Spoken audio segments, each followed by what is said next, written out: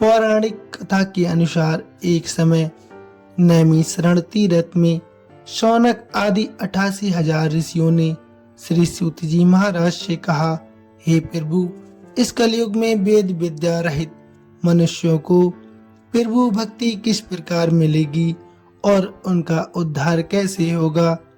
हे मुनि श्रेष्ठ, कोई ऐसा तप कहिए जिससे थोड़े समय में पुण्य प्राप्त होवे और मनोवांछित फल मिल जावे।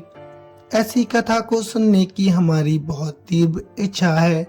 सर्वशास्त्र ज्ञाता सूत जी महाराज बोले, हे वैष्णवों में पूज्य, आप सभी ने प्राणियों की हित की बात पूछी है, इसलिए मैं एक श्रेष्ठ व्रत को आप लोगों को बताऊंगा, जिससे नारद जी लक्ष्मी नारायण जी से पूछा था और लक्ष्मीपति ने मुनि श्रेष्ठ नारद जी से कहा था।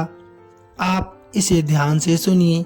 एक समय की बात है, योगी राज नारद जी दूसरों की हित की चिंता के लिए अनेकों लोकों में घूमते हुए मृत्यु लोक आ पहुँचे।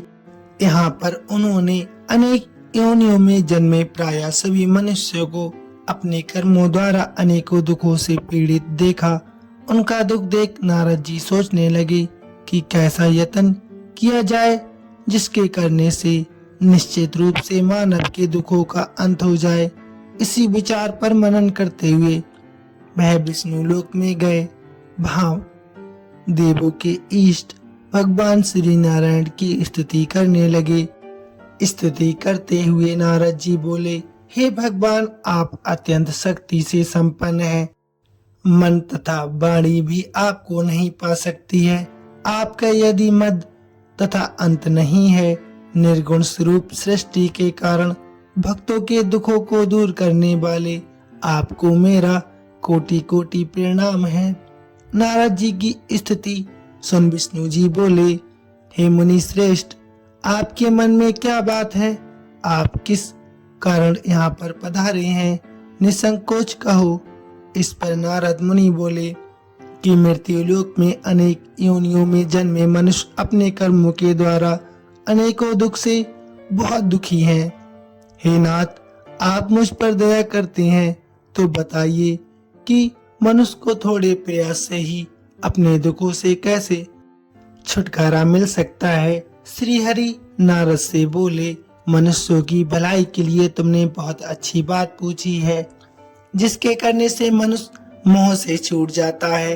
वह बात मैं तुमसे कहता हूँ, सुनो। स्वर्गलोक व मृत्युलोक दोनों में एक दुर्लभ उत्तम व्रत है जो पुण्य देने वाला है। आज प्रेम बस होकर मैं तुमसे कहता हूँ, श्री सत्यनारायण भगवान का ये व्रत अच्छी तरह विधान पूर्वक करके मनुष्य तुरंत ही यहाँ सुख भोग कर मरने पर मोक्ष पा सकता है। श्री हरि के वचन सुन नारद जी बोले कि उस व्रत का फल क्या है और उसका विधान क्या है? ये व्रत किसने किया था? इस व्रत को किस दिन करना चाहिए? सभी कुछ विस्तार से बताइए। नारद जी की बात सुनकर श्री हरि बोले, दुख व शोक को दूर करने वाला ये व्रत सभी स्थानों पर विजय दिलाने वाला है। मानव को भक्ति व श्रद्धा के साथ शाम को श्री सत्यनारायण भगवान की पूजा धर्म परायण होकर ब्राह्मणों व बंधुओं के साथ करनी चाहिए। भक्ति भाव से ही नैवेद्य केले का फल, घी, दूध और गेहूं का आटा सवाया लेना चाहिए।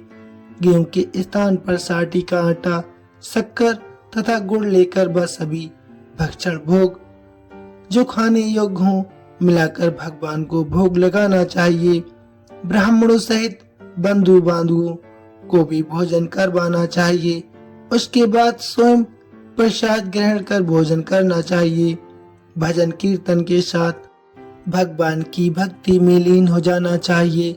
इस तरह से श्री सत्यनारायण भगवान का ये व्रत करने पर मनुष्य की सारी इच्छाएं निश्चित रूप से पूरी होती हैं। इस कली काल अर्थात कलयुग में मृत्यु लोक में मोक्ष का यही एक सरल उपाय बताया गया है। भक्तों, श्री सत्यनारायण भगवान कथा का प्रथम अध्याय संपूर्ण अब आगे सुनते हैं। द्वितीय अध्याय, प्रेम से बोलिए श्री सत्यनारायण भगवान की जय। सूत जी बोले, हे ऋषियों, जिसने पहले समय में इस व्रत को किया था उसका इतिहास मैं आपसे कहता हूँ, ध्यान पूर्वक सुनो। सुंदर काशीपुरी नगरी में एक अत्यंत निर्धन ब्राह्मण रहता था। वह भूख प्यास से परेशान धरती पर घूमता रहता था। ब्राह्मणों से प्रेम करने वाले भगवान ने एक दिन ब्राह्मण का वेश धारण कर उसके पास जाकर पूछा, हे विप्र, तुम्हें इतना दुख कैसे है? तुम पृथ्वी पर क्यों घूम रहे हो? दीन ब्राह्मण बोला, मैं बहुत निर्धन ब्राह्मण हूँ, भिक्षा के लिए धरती पर घूमता हूँ। हे भगवान, यदि आप इसका कोई उपाय जानते हो तो अवश्य मुझे बताइए। वृद्ध ब्राह्मण ने कहा कि सत्यनारायण भगवान मनोवांछित फल देने वाले हैं, इसलिए तुम उनका पूजन करो।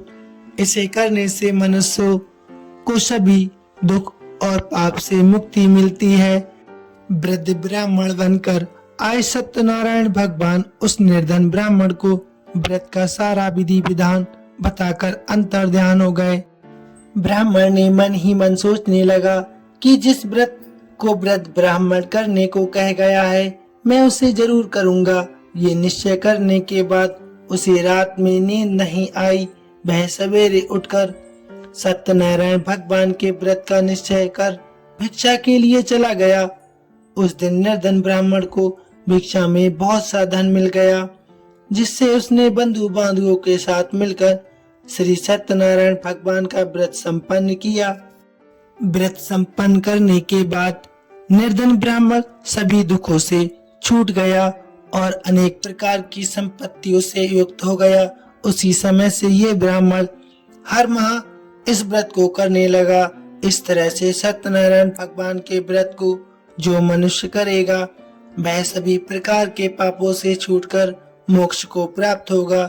जो मनुष्य इस व्रत को करेगा, वह भी सभी दुखों से मुक्त हो जाएगा। सूत जी बोले कि इस तरह से नारद जी से नारायण जी का कहा हुआ श्री सत्यनारायण व्रत को मैंने तुमसे कहा। हे विप्रो, मैं अब और क्या बोलूं? ऋषि बोले, हे मुनिवर, संसार में उस विप्र से सुनकर किस किस ने इस व्रत को किया, हम सब इस बात को सुनना चाहते हैं। इसके लिए हमारे मन में श्रद्धा का भाव है। सूत जी महाराज बोले, तो ध्यान से सुनो। एक समय वहीं विप्र धन व ऐश्वर्य के अनुसार अपने बंधु बांधुओं के साथ इस व्रत को करने को तैयार हुआ। उसी समय एक लकड़ी बेचने वाला बूढ़ा आदमी वहां पर आया और लकड़ियां बाहर रखकर अंदर ब्राह्मण के घर में गया। प्यास से दुखी वह लकड़हारा उनके व्रत करते देख विप्र को नमस्कार कर पूछने लगा कि आप ये क्या कर रहे हैं तथा इसे करने से क्या फल मिलेगा, कृपया मुझे भी बताइए। ब्राह्मण ने कहा, सब मनोकामनाओं को पूर्ण करने वाला ये श्री सत्यनारायण भगवान का व्रत है। इनकी कृपा से ही मेरे घर में धन धान की आदि वृद्धि होती है। विप्र से सत्यनारायण व्रत के बारे में जानकर लकड़हारा बहुत प्रसन्न हुआ। चरणामृत लेकर प्रसाद खाकर अपने मन में विचार करके अपने घर चला गया और उसने संकल्प किया कि आज लकड़ी बेचने से जो भी धन मिलेगा उसी से श्री सत्यनारायण भगवान का ये उत्तम व्रत मैं अवश्य करूंगा। मन में इस विचार को लेकर बूढ़ा आदमी सिर पर लकड़ियां रखकर उस नगर में बेचने गया जहां धनी लोग ज्यादा रहते थे। उस नगर में उसे अपनी लकड़ियों के दाम 4 गुना ज्यादा प्राप्त हुए। बूढ़ा प्रसन्नता के ज्यादा दाम लेकर केले, शक्कर, घी, दूध, दही और गेहूं का आटा आदि सत्यनारायण भगवान के व्रत की सामग्री घर लेकर आ गया। वहां उसने अपने बंधु बांधुओं को बुलाकर विधि विधान से सत्यनारायण भगवान का पूजन और व्रत किया। इस व्रत के प्रभाव से वह बूढ़ा लकड़हारा धन, पुत्र आदि से युक्त होकर संसार के समस्त सुख भोग कर अंतकाल में वह श्री हरि के वैकुंठ धाम चला गया। भक्तों, दूसरा अध्याय संपूर्ण प्रेम से बोलिए श्री सत्यनारायण भगवान की जय। आइए अब सिमरण करते हैं श्री सत्यनारायण भगवान कथा का अध्याय तृतीय। भक्तों, प्रेम से और सच्ची भावना से हमें श्री सत्यनारायण व्रत कथा को संपूर्ण ही सुनना चाहिए। तो आपसे अनुरोध है कि आप संपूर्ण ही कथा सुने। आइए भक्तों, शुरू करते हैं। सूत जी महाराज बोले, श्रेष्ठ मुनियों, अब आगे की कथा मैं तुमसे और कहता हूँ। पहले समय की बात है, उल्का मुख नाम का एक बुद्धिमान राजा रहता था। वह सतवक्ता और जितेंद्रिय था। प्रतिदिन देव स्थानों पर जाता और निर्धनों को धन दान करता था, उनके कष्ट भी दूर करता था।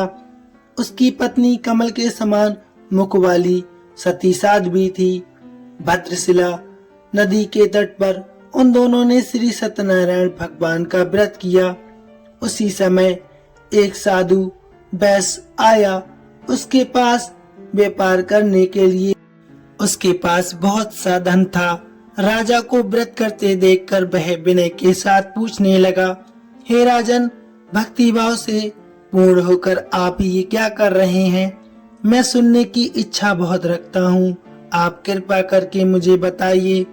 राजा बोला, हे साधु, अपने बंधु बांधवों के साथ पुत्र आदि प्राप्ति के लिए एक महाशक्तिमान श्री सत्यनारायण भगवान का व्रत व पूजन कर रहा हूँ। राजा के वचन सुन साधु आदर से बोला, हे राजन, इस व्रत का मुझे सारा विधान बता दीजिए। आपकी कथा अनुसार मैं इस व्रत को अवश्य करूंगा। मेरी भी कोई संतान नहीं है और इस व्रत को करने से निश्चित रूप से मुझे संतान की प्राप्ति होगी। राजा से व्रत का सारा विधान सुन व्यापार से निर्भत होकर वह अपने घर गया। साधु वैश्य ने अपनी पत्नी को संतान देने वाले इस व्रत का वर्णन कह सुनाया और कहा कि जब मेरी कोई संतान होगी तब मैं इस व्रत को अवश्य करूंगा। साधु ने इस तरह के वचन अपनी पत्नी लीलावती से कहे।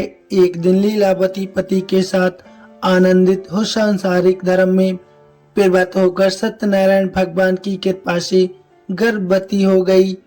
10वें महीने में उसके गर्भ से एक सुंदर कन्या ने जन्म लिया। दोनों दिन वह ऐसे बढ़ने लगी कि जैसे शुक्ल पक्ष का चंद्रमा बढ़ता है। माता पिता ने अपनी कन्या का नाम कलावती रखा। एक दिन लीलावती ने मीठे शब्दों में अपने पति को याद दिलाया कि आपने श्री सत्यनारायण भगवान के जिस व्रत को करने का संकल्प किया था उसे करने का समय आ गया है। आप इस व्रत को करिए। साधु बोला, हे प्रिय, इस व्रत को मैं उस समय करूंगा जब अपनी पुत्री का मैं विवाह करूंगा। इस प्रकार अपनी पत्नी को आश्वासन देकर वह नगर को चला गया। कलावती पिता के घर में रहे। दिनों दिन बड़ी होने लगी। साधु ने एक बार नगर में अपनी कन्या को सखियों के साथ देखा तो तुरंत ही दूत को बुलाया और कहा कि मेरी कन्या के योग वर देखकर आओ। साधु की बात सुनकर दूत कंचन नगर में पहुंचा। वहां पर देखभाल करने के बाद लड़की के योग्य बालिक पुत्र को ले आया। योग्य लड़के को देख साधु ने बंधु बांधवों को बुलाकर अपनी पुत्री का विवाह कर दिया। लेकिन दुर्भाग्य की बात है कि साधु ने अभी भी सत्यनारायण भगवान का व्रत नहीं किया। इस पर श्री भगवान क्रोधित हो गए और श्राप दिया कि साधु को अत्यधिक दुख मिले। अपने कार्य में कुशल साधु बनिया जमाई को लेकर समुद्र के पास स्थित होकर रत्नासारपुर नगर में गया। वहां जाकर दामाद ससुर दोनों मिलकर चंद्रकेतु राजा के नगर में व्यापार करने लगे। एक दिन भगवान सत्यनारायण की माया से एक चोर राजा का धन चुराकर भाग रहा था। उसने राजा के सिपाहियों को अपने पीछे आते देखकर वह धन वहां रख दिया जहां पर साधु अपने जमाई के साथ ठहरा हुआ था। राजा के सिपाहियों ने साधु वैश्य के पास राजा का धन देखा तो वह ससुर जमाई दोनों को बांधकर प्रसन्नता से राजा के पास ले गए। और राजा से कहा, आगे की कार्रवाई की आज्ञा दें। राजा की आज्ञा से उन दोनों को कठिन कारावास में डाल दिया गया और उनका सारा धन भी उनसे छीन लिया गया। श्री सत्यनारायण भगवान के श्राप से साधु की पत्नी बहुत दुखी हो गई। घर में जो धन रखा था उसे चोर चुरा कर ले गए। शारीरिक तथा मानसिक पीड़ा व भूख प्यास आदि से दुखी होकर अन्न की चिंता में कलावती एक ब्राह्मण के घर गई। वहां उसने श्री सत्यनारायण भगवान का व्रत होते देखा, फिर कथा भी सुनी। वह प्रसाद ग्रहण कर रात को घर वापस आई। माता ने कलावती से पूछा कि हे पुत्री, अब तुम कहाँ थी? तेरे मन में क्या है? कलावती ने अपने माता से कहा, हे माता, मैंने एक ब्राह्मण के घर में श्री सत्यनारायण भगवान का व्रत होते देखा है। कन्या के वचन सुन लीलावती भगवान के पूजन की तैयारी करने लगी। लीलावती ने परिवार व बंधुओं सहित सत्यनारायण भगवान का पूजन किया और उसने वर मांगा कि हे प्रभु, मेरे पति तथा जमाई शीघ्र घर आ जाएं। साथ ही ये भी प्रार्थना की कि हमसे जो अनजाने में अपराध हुआ है आप उसे क्षमा करें। श्री सत्यनारायण भगवान इस व्रत से संतुष्ट हो गए और राजा चंद्रकेतु को सपने में दर्शन देकर कहा, हे राजन, तुम उन दोनों वैश्यों को छोड़ दो और तुमने उनका जो धन लिया है उसे वापस कर दो। अगर तुमने ऐसा नहीं किया तो मैं तुम्हारा धन, राज व संतान सभी को नष्ट कर दूंगा। राजा को ये सब कहकर भगवान अंतर्ध्यान हो गए। प्रातःकाल सभा में जाकर राजा ने अपना सपना सुनाया। बोले कि बड़े पुत्रों को कैद से मुक्त कर सभा में लाओ। दोनों ने आते ही राजा को प्रणाम किया। राजा मीठी वाणी में बोला, हे महानुभावों, भाग्यवश ऐसा कठिन दुख तुम्हें प्राप्त हुआ है, लेकिन अब तुम कोई भी भय मत रखो। ऐसा कह राजा ने उन दोनों को नए वस्त्र आभूषण दिए और जितना धन उनका लिया था उससे दुगना धन वापस कर दिया। दोनों वैश्य अपने घर को चल दिए।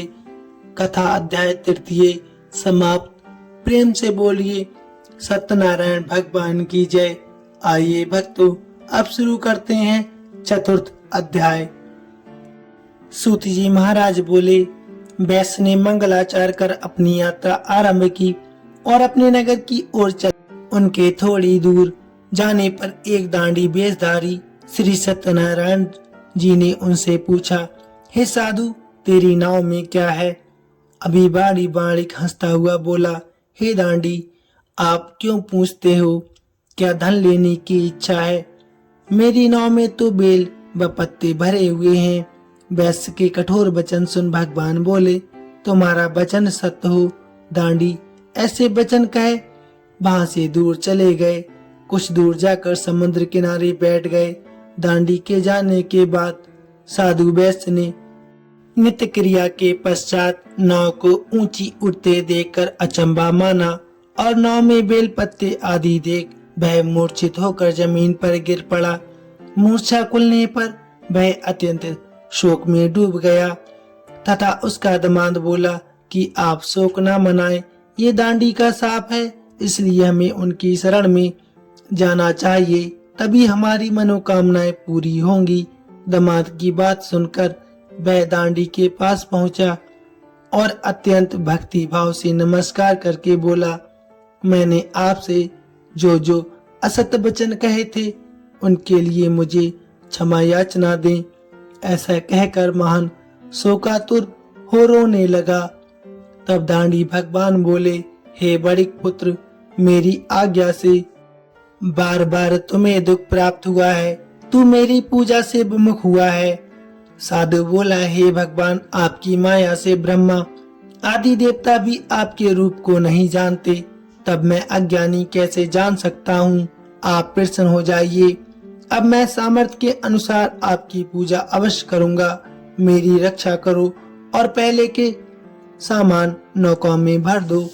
साधु वैश्य के भक्ति पूर्वक वचन सुनकर भगवान प्रसन्न हो गए और उसकी इच्छा अनुसार वरदान देकर अंतर्ध्यान हो गए। ससुर जमाई जब नाव पर आए तब उन्होंने नाव धन से भरी हुई देखी। फिर वहीं अपने अन्य साथियों के साथ सत्यनारायण भगवान का पूजन कर अपने नगर को चल दिए। जब नगर के नजदीक पहुंचे तो उन्होंने दूत को घर पर खबर के लिए भेज दिया। दूत साधु की पत्नी को प्रणाम कर कहता है कि आपके पति और दामाद नगर के निकट आ गए हैं। दूत की बात सुन साधु की पत्नी लीलावती ने बड़े हर्ष के साथ सत्यनारायण भगवान का पूजन कर अपनी पुत्री कलावती से कहा कि मैं अपने पति के दर्शन को जाती हूँ, तू कार्य पूर्ण कर शीघ्र आ जाना। माता के ऐसे वचन सुन कलावती जल्दी में प्रसाद छोड़कर अपने पति के पास चली गई। प्रसाद की अवज्ञा के कारण श्री सत्यनारायण भगवान जी बहुत रुष्ट हो गए और नाव सहित उसके पति को पानी में डुबो दिया। कलावती अपने पति को बहाना पाकर रोती हुई जमीन पर गिर गई।